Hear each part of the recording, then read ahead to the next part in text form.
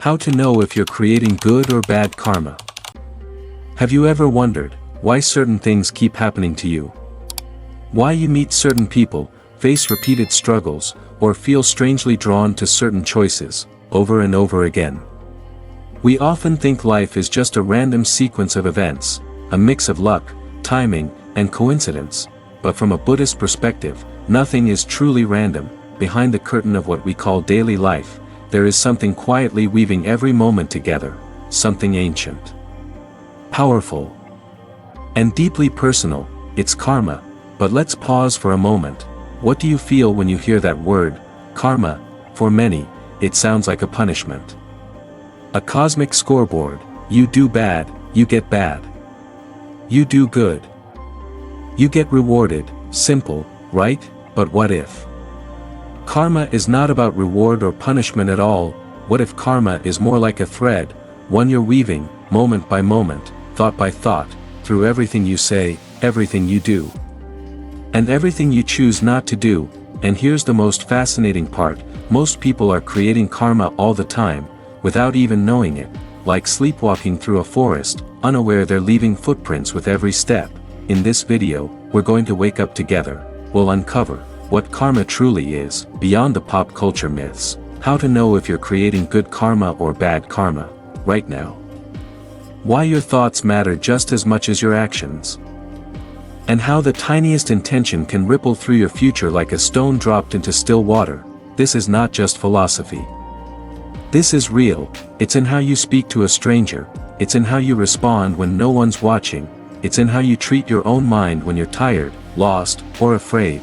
And once you see it, once you understand the invisible thread, you'll never look at your life the same way again. Welcome to this journey. This is not about fear, this is about freedom. True freedom begins with awareness, and karma is your mirror. Let's begin. Most people think of karma as some kind of spiritual justice system. You know the idea: do something good, and the universe will give you a cookie. Do something bad, and you'll trip over your shoelace and fall on your face. Funny, maybe, but tragically, it misses the point.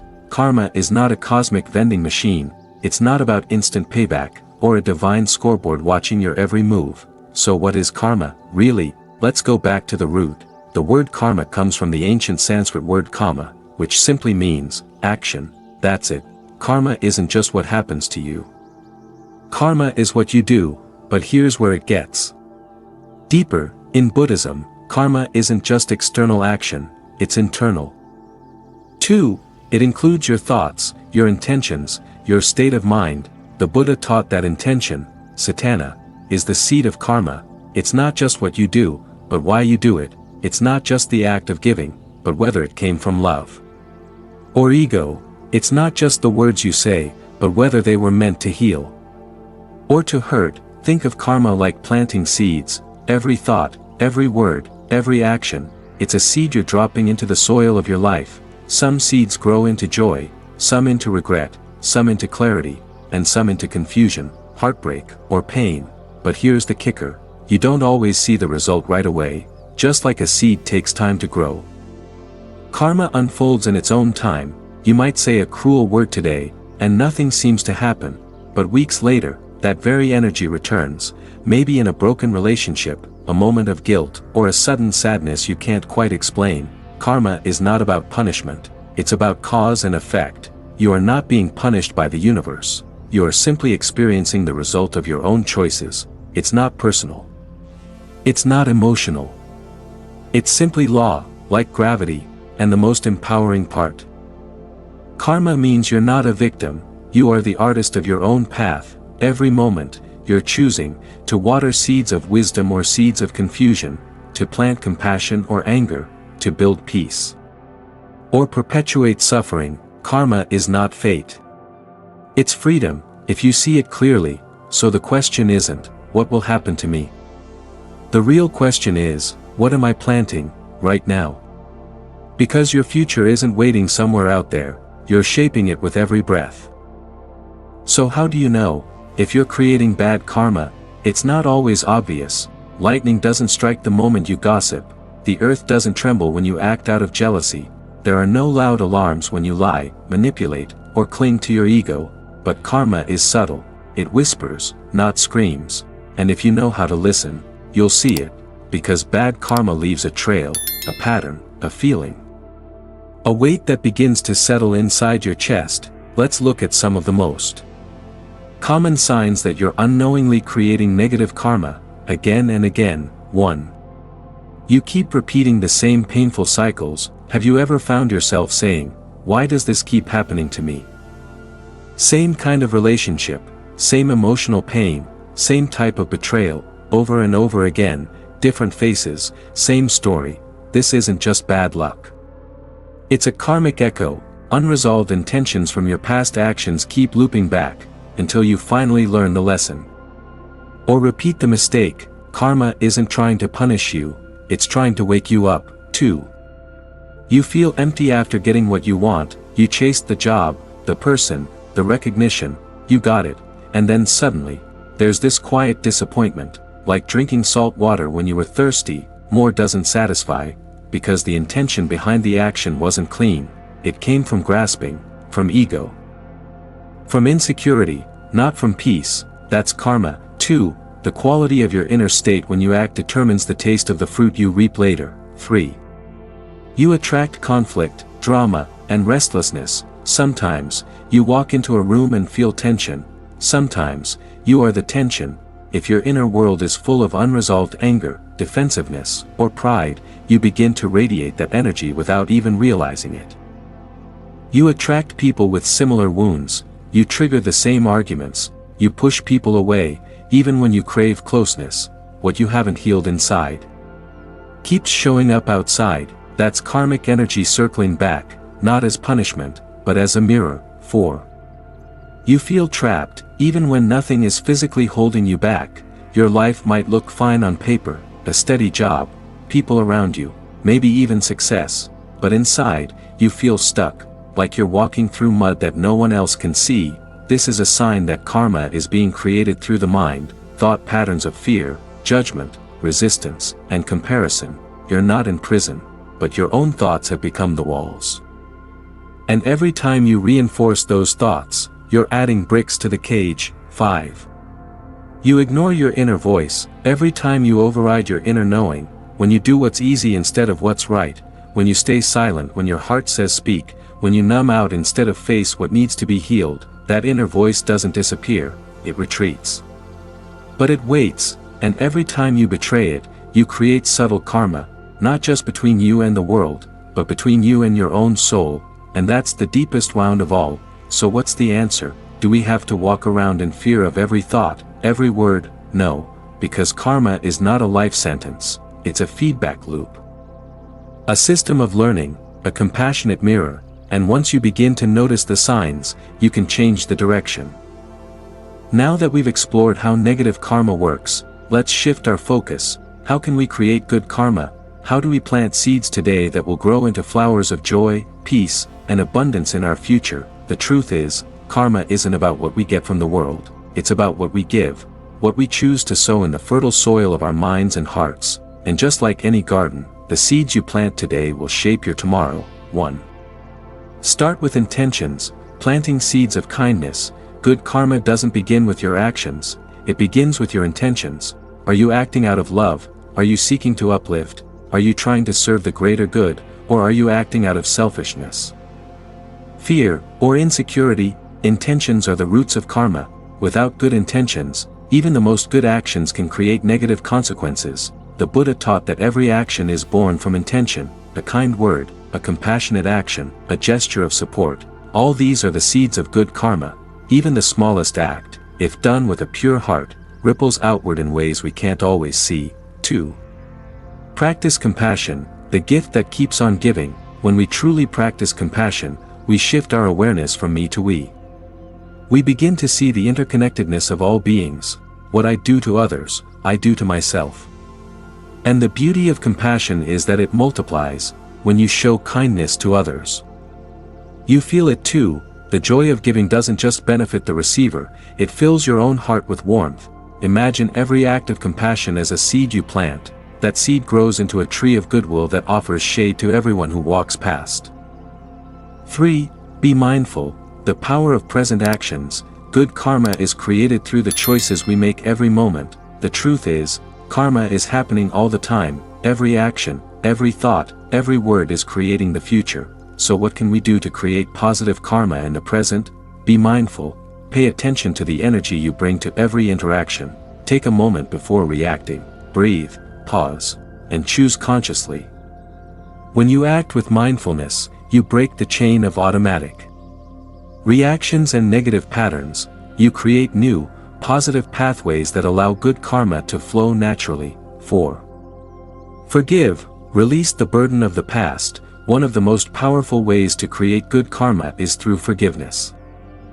Forgiveness doesn't mean condoning wrong behavior. It doesn't mean forgetting. It means releasing the mental and emotional weight of anger, resentment, and grudges. Forgiveness is a gift you give to yourself. It clears the space for healing. It frees your heart to love, to open, and to flow with life. By forgiving others, and yourself, you free your soul from the cycle of pain. This act alone creates a ripple of good karma, freeing you and others from suffering. 5. Live with gratitude. The secret to receiving more. Gratitude is the most powerful karma generator. When we are grateful, we open our hearts to receive even more. Gratitude shifts our focus from what we don't have to what we do have. Gratitude is the key that unlocks abundance. The more you give thanks for the small moments, the simple pleasures, the more you'll see the universe respond with blessings. When you express gratitude, you plant the seed of contentment in your heart, and the more you cultivate contentment, the more you create the space for joy to grow. 6. Serve others, the highest form of good karma. At the heart of good karma is selfless service. When we serve others without expectation of anything in return, we align with the purest form of spiritual energy. Service can come in many forms: a smile for a stranger, a helping hand for a neighbor, a compassionate ear for someone in need. Every time you serve with love, you are planting a seed of goodwill that will bloom into something extraordinary in your life. Service is a powerful force for transformation, not just for others, but for you as well. Creating good karma isn't about perfection, it's about mindfulness. It's about choosing to act with love, compassion, and awareness. Moment by moment, every positive action plants a seed that grows into a future of peace, joy, and harmony. As we wrap up this chapter, remember that the seeds you plant today are the fruits of your tomorrow, and the more you nurture those seeds with good intentions, the brighter your future will shine. Now that we've explored how to create good karma, it's time to address something many of us fear: the consequences of our past actions. We all have pasts. Some of those past actions may have been filled with ignorance, selfishness, or even harmful intent. We may carry the weight of regrets, guilt, or shame for things we've done or failed to do. But here's the most important truth you need to remember: your past karma does not define you. Your past is a chapter in your story, but it is not the end of your story. 1. Karma is not punishment, it's a reflection. First, let's start with a crucial understanding: karma is not punishment, it's simply the natural law of cause and effect. It's not the universe getting back at you, it's a reflection of the energy you've put out into the world. It's like planting a seed and then harvesting the fruit that grows from it. If you plant an apple seed, you're not going to get oranges. And if you plant seeds of unskillful actions, you may reap consequences that are painful or difficult.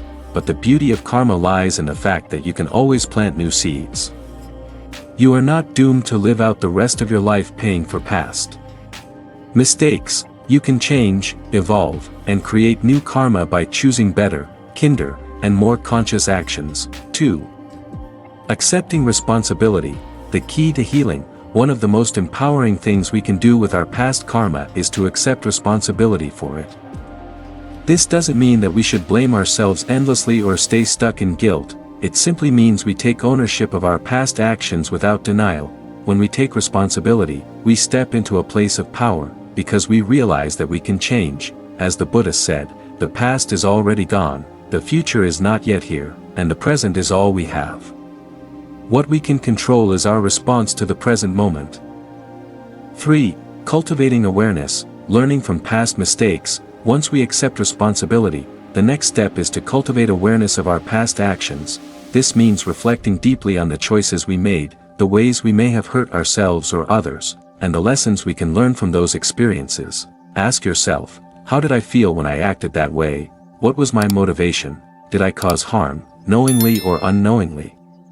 What could I have done differently? This is not about beating yourself up, it's about gaining clarity and insight. Awareness allows you to see the patterns in your life, and by recognizing these patterns, you can stop repeating the same mistakes. 4. The power of forgiveness, letting go of the past. One of the most profound ways to deal with past karma is through forgiveness. Forgiveness, however, doesn't just mean forgiving others, it also means forgiving yourself. The truth is, we can't heal unless we release the emotional weight of guilt, anger, or resentment. When we hold on to these emotions, we continue to carry the burden of our past karma, but by forgiving ourselves and others, we break the cycle of negativity, and we create space for healing and growth. Forgiveness is the release of the past, so you can create a new future. 5. Making amends, restoring balance. When it's possible, making amends is a powerful way to transform the consequences of past karma. Restoring balance in our relationships and making reparations for our actions can create a sense of closure and healing. Sometimes, making amends means offering a sincere apology. Other times, it means changing our behavior and showing through our actions that we are committed to being better. It might be hard, and it might take time, but this is a step toward transforming your karma.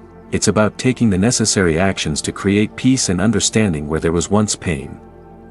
6. Moving forward with awareness, the future of your karma. Now that we've reflected on how to deal with past karma, the most important thing is to remember that your future is in your hands. Your past doesn't determine your future, your present choices do. Live mindfully, act with awareness, choose kindness, practice patience, cultivate love. These are the seeds you plant today that will determine the karma of tomorrow. Your future karma is shaped by the actions you take from this moment forward, so take this time to release the old, let go of the past, and step into the future with grace and awareness. As we conclude this chapter, remember that no matter what your past holds, you have the power to change your karma. You can start fresh at any moment, and in doing so, create the life you truly want to live. We've discussed how our actions, intentions, and past karma shape our lives. But there's another crucial element that plays a pivotal role in both creating and transforming karma: mindfulness. Mindfulness is the art of being fully present in the moment.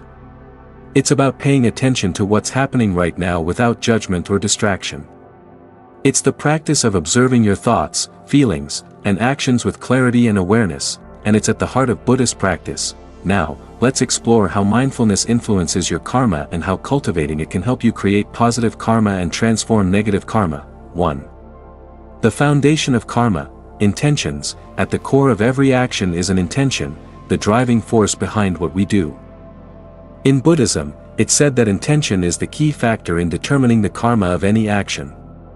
Whether an action leads to positive or negative consequences depends not just on the action itself, but on the intention behind it. Mindfulness brings awareness to our intentions. By practicing mindfulness, we become aware of our thoughts and motivations before we act. Instead of rushing into actions based on impulse, desire, or ignorance, we pause, reflect, and ask ourselves, why am I doing this? What is the underlying motivation behind my actions? Am I acting out of love, kindness, or compassion, or am I driven by greed, anger, or fear? The more mindful we become, the clearer our intentions will be. And when our actions are rooted in good intentions, they lead to good karma. 2. Mindfulness in daily life, transforming ordinary actions. Mindfulness is not just about sitting in meditation for a few minutes each day. It's about bringing awareness to every moment, even the most mundane ones, from brushing your teeth to eating your meals, from walking to work to having a conversation. Every action has the potential to create karma. And the beauty of mindfulness is that you can cultivate good karma in the smallest, most ordinary moments. For example, when you eat, can you be mindful of the food you're consuming? Can you appreciate the nourishment it provides? Instead of mindlessly eating while watching TV or scrolling on your phone, try to eat with full awareness, chewing slowly, savoring the flavors, and appreciating the energy it gives you. Similarly, when you speak to someone, can you listen with full presence? Can you be mindful of the words you say, ensuring they are kind, thoughtful, and constructive? When you are mindful in your daily actions, you begin to transform the energy around you, creating a ripple effect of positive karma. 3. Breaking the cycle of negative karma through awareness. Mindfulness has the power to help us break the cycle of negative karma. When we are aware of our thoughts and emotions, we gain the ability to interrupt destructive patterns and make conscious choices that lead to healing and growth. For example, let's say you've had a difficult day at work, and someone says something that triggers your anger. Without mindfulness, you may snap, say something hurtful, and create negative karma. But if you practice mindfulness, you can pause before reacting. You can take a deep breath, observe your anger, and choose a more skillful response. By becoming more aware of your emotional triggers, you can change the way you respond to challenging situations. Mindfulness allows you to choose compassion over anger, patience over frustration, and love over resentment. 4. The power of awareness in breaking old habits. Many of us are caught in habitual patterns of thinking, speaking, and acting. These habits are often rooted in past karma, and they can shape the way we experience the world. But mindfulness offers a way out. By practicing mindfulness, we begin to notice our automatic reactions and behaviors. We start to recognize the patterns that no longer serve us and make a conscious effort to change them. For instance, if you have a habit of reacting with defensiveness when someone criticizes you, mindfulness can help you see this pattern and choose a different response. You may notice that your defensiveness comes from a place of insecurity or fear. And with mindfulness, you can gently let go of these old habits, replacing them with healthier ways of engaging with others. 5. Mindfulness and compassion. Creating positive karma. One of the most powerful ways to create positive karma is by cultivating compassion, and mindfulness is the key to doing so. When we are mindful, we become more attuned to the suffering of others and more inclined to respond with kindness. Imagine you encounter someone who is upset. Without mindfulness, you may overlook their distress or react in a way that is dismissive or impatient. But when you practice mindfulness, you notice their pain and respond with empathy and understanding. You might offer a kind word, a listening ear, or even just a smile. Each act of compassion, no matter how small, creates positive karma, not just for the other person, but for you as well. When you act with mindfulness and compassion, you align yourself with the flow of positive energy and invite more peace and happiness into your life. 6. Cultivating mindful awareness for future karma. The practice of mindfulness is not just about dealing with the present, it's also about preparing for the future. When we live mindfully, we are consciously creating the conditions for positive karma to arise in the future. Every small act of kindness, every moment of presence, every decision made with intention contributes to a future filled with peace, joy, and harmony. By living with mindfulness, we lay the foundation for a life that is rich in positive experiences and free from unnecessary suffering. So, as you move through your life, remember that mindfulness is not just a tool for personal growth, it's a way to shape your future karma. By being present, by being aware, and by acting with compassion, you are creating the life you want to live. As we near the final chapter of our journey through karma, it's time to ask ourselves a profound question: can we truly escape the cycle of karma? In Buddhism, this cycle is known as samsara, the endless loop of birth, death, and rebirth, where our actions continuously shape our future experiences. It's a cycle of suffering and joy, good and bad, constantly influenced by the karma we create. But is there a way to break free from this cycle? Is it possible to transcend karma entirely? The answer, according to Buddhist wisdom, is yes. Liberation from karma is not just a distant dream, it is the very essence of nirvana, the state of ultimate freedom and peace. In this chapter, we will explore the steps toward breaking free from the grip of karma and finding lasting liberation. 1. Understanding samsara, the cycle of birth and rebirth. The concept of samsara is central to the Buddhist understanding of karma. Samsara refers to the cycle of life, death, and rebirth, driven by the accumulation of karma. Every thought, word, and deed creates an imprint in our consciousness that determines the course of our future lives. These imprints accumulate over countless lifetimes, creating a web of karmic connections that bind us to the cycle of suffering. But samsara is not just about the literal cycle of birth and death. It also reflects the mental patterns that keep us trapped in cycles of craving, aversion, and ignorance. These mental states perpetuate our suffering and prevent us from experiencing true freedom.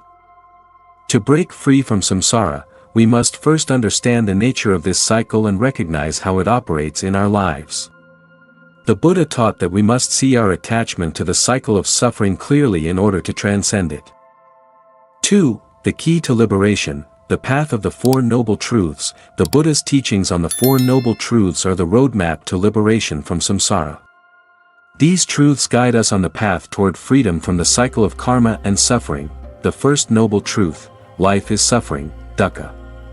Every aspect of existence is impermanent and unsatisfactory. We are constantly seeking happiness in transient things, and this leads to suffering. The second noble truth: the cause of suffering is craving, tanha. We cling to desires, to identities, to the idea of permanence, and this attachment creates karma that keeps us stuck in the cycle. The third noble truth: suffering can be overcome. By eliminating craving and attachment, we can free ourselves from suffering and the cycle of karma. The fourth noble truth: the path to the cessation of suffering is the Noble Eightfold Path. This path includes right understanding, right intention, right speech, right action, right livelihood, right effort, right mindfulness, and right concentration. By practicing these steps, we can purify our actions and minds, creating a foundation for liberation. The key to breaking free from the cycle of karma is to transform our relationship to craving and attachment. Through mindfulness and wisdom, we can detach from the desires that bind us to samsara and free ourselves from the karmic imprints that keep us in the cycle. 3. The role of wisdom, seeing things as they truly are. In Buddhism, the development of wisdom is essential to transcending karma. Wisdom, or prajna, is the ability to see the world as it truly is, impermanent, interconnected, and empty of inherent self. When we see things clearly, we understand that our desires, our attachments, and our judgments are illusions. They arise due to our ignorance and the mistaken belief in a permanent, separate self. Right understanding is the foundation of wisdom. When we understand the nature of reality, we can no longer be deceived by the illusion of permanence. This wisdom enables us to let go of attachment and craving, breaking the cycle of karma. The practice of meditation is crucial in developing this wisdom. Through meditation, we cultivate insight into the impermanent nature of our thoughts, feelings, and experiences. We learn to observe without clinging, to understand the fleeting nature of everything that arises. 4. The power of compassion, transcending self-centered karma. Another essential quality in breaking free from karma is compassion, or karuna. Compassion arises when we see beyond our own suffering and recognize the shared suffering of all beings. When we cultivate compassion, we transcend the self-centeredness that perpetuates negative karma. In the Buddhist tradition, bodhisattvas are beings who have reached a high level of enlightenment but choose to remain in the cycle of samsara to help others. Their compassion is boundless, and they serve as a reminder that true freedom is not just about our own liberation, but about helping others find peace as well. When we act with compassion, we break the chains of self-centered karma and create positive karma that benefits others. Compassion dissolves the walls between us and others, creating a deeper sense of interconnectedness and oneness with all beings. 5. Embracing non-attachment, the key to true freedom. The final step toward breaking free from the cycle of karma is to embrace non-attachment. Non-attachment does not mean renouncing the world or withdrawing from life. It means being free from the need to possess, control, or cling to things, people, or outcomes. Non-attachment is about recognizing that everything in life is impermanent. Our relationships, our possessions, and even our own lives are temporary. When we let go of attachment, we no longer create karma based on desire or fear of loss. We can enjoy life fully, without clinging to it. In the words of the Buddha, the root of all suffering is attachment. When we let go of attachment, we are no longer bound by the cycle of karma. We experience the freedom of living in harmony with the present moment, free from the desires and fears that drive us. 6. The ultimate liberation, nirvana, when we have purified our minds through wisdom, compassion, and non-attachment, we reach the ultimate goal of liberation, nirvana. Nirvana is the cessation of all suffering and the end of the cycle of karma. It is a state of perfect peace, free from the disturbances of craving, aversion, and ignorance. Nirvana is not a place or a destination, it is a state of being. It is the end of all attachments and the realization of our true nature, pure, unconditioned awareness. In this state, there is no more karma being created, because we no longer act out of ignorance or desire. To reach nirvana is to experience the ultimate freedom. It is to transcend the limitations of samsara and live in perfect harmony with the universe. As we conclude this chapter, remember that the path to liberation from the cycle of karma is not easy, but it is possible. With the right understanding, mindfulness, compassion, and non-attachment, you can transcend the karmic wheel and find peace, freedom, and ultimate happiness. As we've journeyed through the profound teachings of karma, understanding its cycle and how it shapes our lives, we arrive at the ultimate question: how do we live in a way that frees us from the cycle of negative karma? The Buddha offered us the key to breaking free from this cycle, the path of the Dharma, the teachings that guide us toward wisdom, compassion, and liberation. In this final chapter, we'll explore how we can live the Dharma in our everyday lives, creating positive karma, and ultimately liberating ourselves from the chains of samsara. 1. Embrace the Eightfold Path, the blueprint for freedom. The Buddha's Noble Eightfold Path is the foundation for living a life free from negative karma. These 8 steps, right understanding, right intention, right speech, right action, right livelihood, right effort, right mindfulness, and right concentration, serve as a roadmap to liberation. By following this path, we can gradually eliminate the causes of suffering and karma, leading to enlightenment. Right understanding, understanding the true nature of existence, impermanence, suffering, and the cause of suffering, is the first step toward liberation. When we comprehend how our actions create karma, we can choose more wisely and consciously. Right intention, cultivating a pure intention is essential. When our intentions are motivated by kindness, compassion, and wisdom, the karma we create will be positive and purifying, leading us toward liberation. Right speech, action, and livelihood, the way we speak, act, and earn our living plays a crucial role in shaping our karma.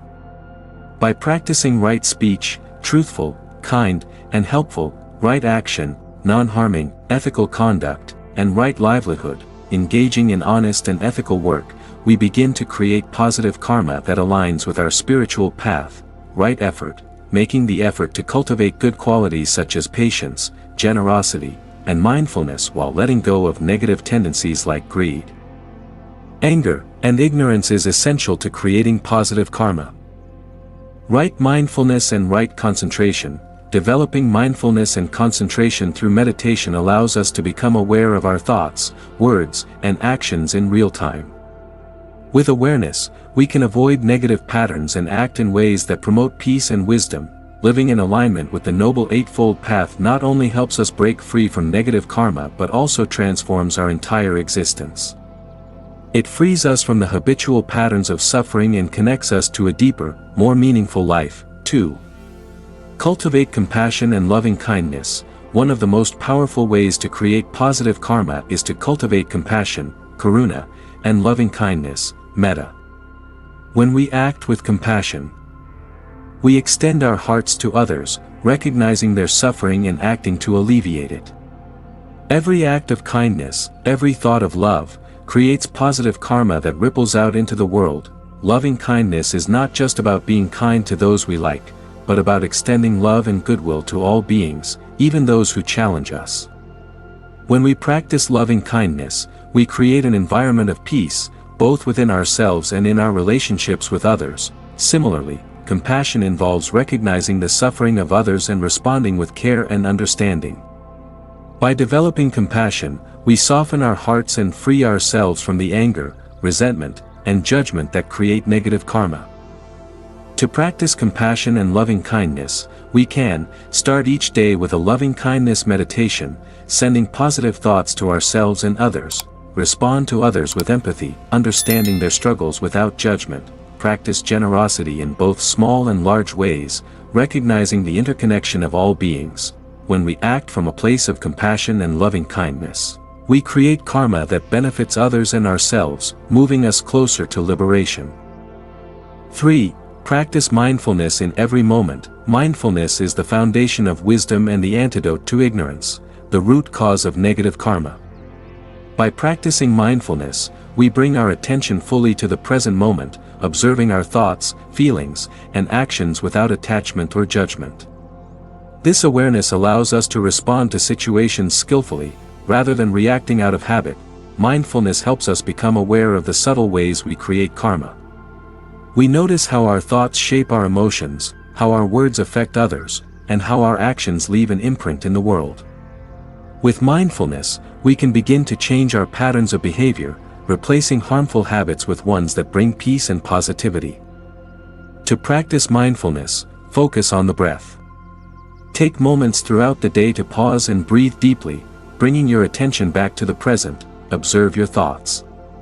Notice when negative thoughts arise, and gently shift your focus towards something more positive. Be present in your interactions. Give your full attention to others when they speak, and respond with kindness and empathy. When we practice mindfulness, we stop creating negative karma through unconscious habits. Instead, we begin to act with intention and awareness, creating positive karma that aligns with our highest values. 4. Let go of attachments and ego. The root of much negative karma lies in our attachments and our ego. We attach ourselves to material things, to status, to the idea of self, and this attachment creates suffering. We hold on tightly to things that are impermanent, and when they change or fade away, we experience pain and frustration. To break free from this cycle, we must learn to let go of attachments. This doesn't mean abandoning all possessions or relationships. It means not allowing these things to define us or to dictate our happiness. When we free ourselves from attachment, we no longer create the negative karma that arises from clinging. Let go of the need to control. When we stop trying to control every aspect of our lives, we create space for peace and flow. Release expectations. Accept things as they are, rather than wishing they were different. Cultivate humility. Recognize that we are part of a greater whole, and our individual ego is just a small piece of the puzzle. By releasing attachment and ego, we free ourselves from the burden of negative karma and open ourselves to the boundless peace and wisdom that lies beyond. 5. Live with integrity and honesty. Living with integrity and honesty is essential for creating a life free from negative karma. When we act with integrity, we align our actions with our values, and when we speak honestly, we create trust and clarity. Dishonesty, deceit, and manipulation, on the other hand, create negative karma that binds us to suffering. To live with integrity, be honest in your words and actions, even when it's difficult. Honor your commitments. Follow through on your promises and responsibilities. Live authentically. Be true to yourself, without pretending to be someone you're not. When we live with integrity, we create karma that is pure and uplifting. We build relationships based on trust and respect, and we cultivate a life of peace and contentment. 6. Practice gratitude and contentment. The final piece of the puzzle is the practice of gratitude and contentment. When we appreciate what we have and stop chasing after more, we create positive karma that brings peace and satisfaction into our lives. Gratitude shifts our focus from what we lack to what we already possess. And contentment frees us from the desire that binds us to samsara. To practice gratitude, begin each day with gratitude.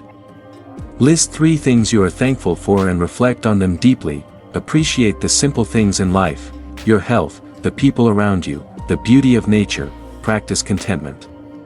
Accept things as they are, without the need for constant striving or accumulating. Gratitude and contentment are the antidotes to greed and dissatisfaction. When we cultivate these qualities, we create positive karma that nurtures our soul and guides us toward liberation. As we bring this journey to a close, remember that the path to creating a life free from negative karma is not about perfection, but about intention and practice. By following the teachings of the Dharma, through mindfulness, compassion, integrity, and non-attachment, we can gradually transform our actions and our lives, creating a positive karmic legacy for ourselves and others. In this way, we move closer to ultimate freedom and peace, transcending the cycle of karma and entering into the boundless wisdom of nirvana.